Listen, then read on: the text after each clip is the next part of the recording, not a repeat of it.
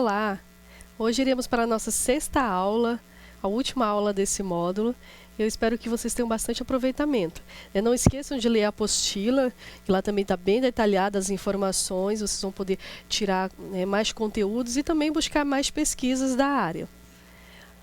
Na nossa sexta aula, nós vamos falar sobre relações interpessoais. O que são as relações interpessoais? É aquela relação que quem é o foco? Você, certo? É aquele relacionamento eu com eu mesmo, certo? Como que eu vou trabalhar com uma pessoa se eu não consigo nem lidar comigo mesmo? Então, tem pessoas que têm uma postura ou têm uma personalidade mais forte. E essas pessoas, elas precisam também respeitar o espaço do outro. E nesse processo, a gente precisa o quê? Manter a calma, né? Aquelas pessoas que têm o comportamento assim, mais forte e que qualquer coisa já quer brigar, já quer causar qualquer tipo de baderna dentro da instituição, isso não é legal. Então, a gente tem que se controlar. Eu já me conheço, então aconteceu um incidente, vou manter a calma, até porque eu estou dentro da empresa, né? Eu tenho um objetivo a seguir. E eu vou continuar trabalhando para que isso aconteça diariamente, que eu consiga me dar bem com todos os meus amigos, né, os colegas de trabalho. As mudanças. É necessário fazer mudanças? Todo mundo é passivo de erro, mas também existe um processo de mudança, a qual a gente também tem que estar disposto a querer mudar e fazer diferente. As resistências, aquele profissional sempre vai encontrar.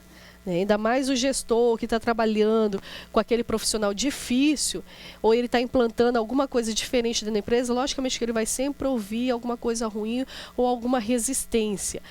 Porque o novo sempre ele causa um susto, né? Então você precisa saber lidar com você mesmo, com as situações que vão ocorrer dentro da empresa e se adaptar. Porque a empresa ela não vai mudar só para atender um cliente, né? Atender, na verdade, um cliente não, atender as suas necessidades. Ela vai mudar para atender o cliente, mas você dentro da empresa, você está inserido nela, você vai ter que se adaptar às regras daquela empresa. E precisa também ter o processo de empatia. O que é empatia? Empatia é você se solidarizar com o teu colega. Vamos dizer que a gente tem um amigo, uma profissional que ganhou bebê, ficou lá 4 meses afastada da empresa, e quando ela retornou, houve logicamente a pessoa retorna depois de 4 meses, ela vai se sentir meio deslocada, porque vai ter profissionais novos, de repente já tem uma pessoa que esteja ocupando a vaga dela, e a pessoa já entra assim meio tensa, naquele processo de retorno. Então é interessante você dar as boas-vindas, né, tentar também ajudar aquele colega que retornou. Isso também se chama empatia. Dar um cuidado, uma atenção a mais para o teu colega do lado. Não só fazer o seu, mas ajudar o próximo. A postura no ambiente de trabalho. Como falamos lá no módulo 5, a postura ela é algo muito interessante, porque ela trabalha também a ética. Ser ético não é só ser ético em casa ou na empresa. A gente é ético ou não é? A ética não condiz no quê? Fazer sempre o correto, e fazer sempre algo que venha para quê? Para alavancar a imagem da empresa. Aquele funcionário que está trabalhando contra a empresa, ele não é um funcionário que deve estar ali. Futuramente ele vai estar fora daquela organização e muito provavelmente outras organizações também não vai querer. Então você tem que vestir a camisa da empresa e trabalhar para que as coisas dentro da empresa funcionem, porque o seu emprego também depende disso, né? O seu salário depende disso. Se a empresa deixar de existir, logicamente que você também vai deixar de ter aquele emprego. Então vai ser mais um profissional desempregado, né? E a empresa ela pode se reerguer depois e contratar novos funcionários. Agora você vai ter que correr atrás de todo o prejuízo para se realocar dentro do mercado de trabalho.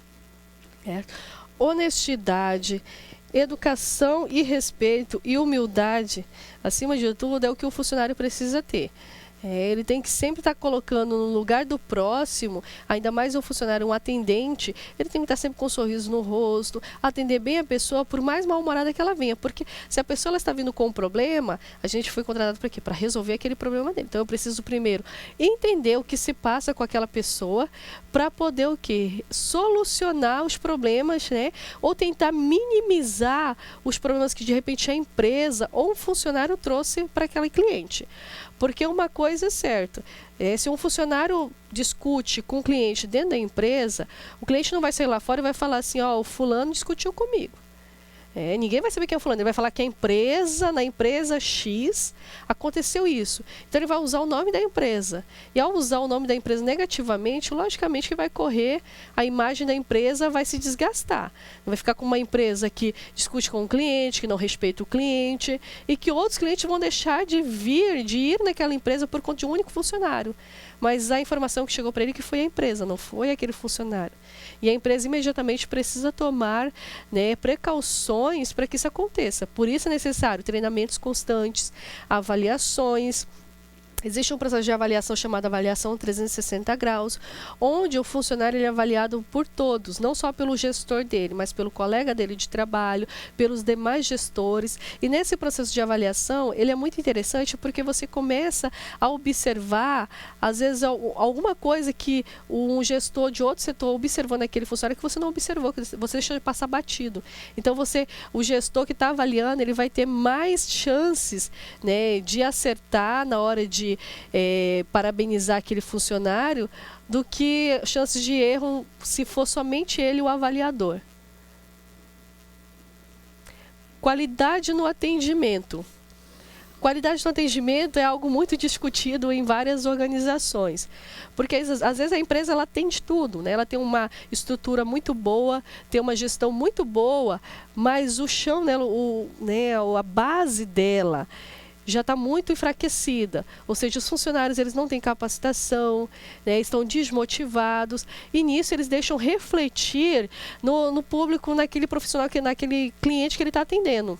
Então, isso não pode acontecer de forma alguma, né? A pessoa que é responsável pelo setor de atendimento da organização, ela tem que estar sempre ligada e sempre antenada em que, se aquele cliente está sendo bem atendido, né? Se aquele funcionário ele realmente está cumprindo com o papel dele.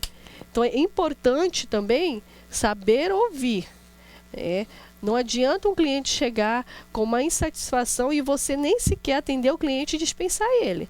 Você precisa primeiro o quê? Calar, ouvir, entender e solucionar o problema dele. A gente está ali naquela empresa que é para solucionar problemas, minimizar os problemas. Postura do cliente. Essa postura do cliente também é interessante. Porque, às vezes, os próprios gestos que o cliente faz, falam muito por si. Às vezes o cliente está exaltado, você vai saber quando o cliente está mentindo ou ele está falando a verdade. Você consegue ter essa percepção quando você realmente se dedica em atender o cliente. Porque você sabe até onde ele está falando a verdade, até onde ele está exagerando. E ali você vai ter que dosar. Vou tentar trabalhar isso, né? Porque eu vi que é um cliente X, Y, Z, tratar ele daquela forma para tentar amenizar e evitar que aquele tumulto, aquela confusão saia de dentro da organização. Resolver imediatamente, para que o cliente já saia dali satisfeito e sem objeções qualquer a fazer contra a instituição. O que se deve evitar em um atendimento? Usar o fone de ouvido, porque o fone de ouvido ele tira a atenção. O uso do celular que falamos, que hoje as pessoas estão muito ligadas no WhatsApp, no Facebook, por mais que algumas empresas bloqueiem a rede, a internet, para que as pessoas tenham acesso a esse tipo de informação, o celular ele acaba ficando muito livre. Algumas empresas hoje até bloquearam, né? Não permite mais o uso de aparelho celular dentro da organização. Isso aqui nunca façam, tá? Mascar chiclete. Além de ser uma falta de educação, você acaba não tendo uma boa comunicação com o seu cliente. O que vai ficar chato, porque nem você vai conseguir entender ele, porque você está lá com fone de ouvido, com o celular e mascando chiclete. Imagine, né, a situação que fica. Se coloque no lugar daquele cliente. Tá? E evitar comer. Existem os locais adequados para que isso aconteça e os horários também. Tá? Essa foi a nossa última aula desse módulo de rotinas administrativas. Eu espero que realmente vocês tenham gostado e tenham aprendido.